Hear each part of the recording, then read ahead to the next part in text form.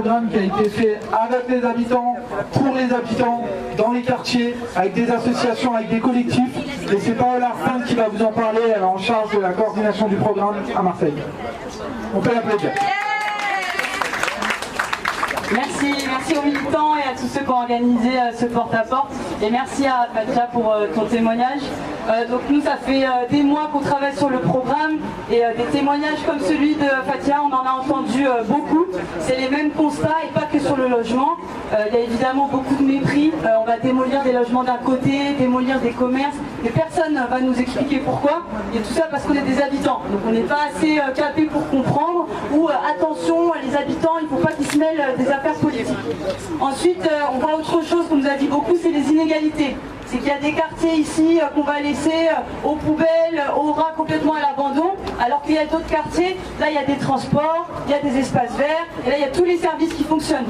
Donc derrière cette ville cosmopolite, un peu ville-monde, on est dans une ville qui est encore très ségrégée, avec de la discrimination qui est encore présente tous les jours. Et puis... enfin, on nous dit aussi un peu une fatalité. C'est comme ça, vous comprenez, on ne peut pas changer, nous on fait déjà beaucoup, etc. Alors que, et si vous continuez à vous plaindre, attention, vous allez tout perdre. Parce que c'est ça ce qui se passe. C'est attention, si vous vous plaignez de l'ANRU, il n'y aura pas de rénovation urbaine.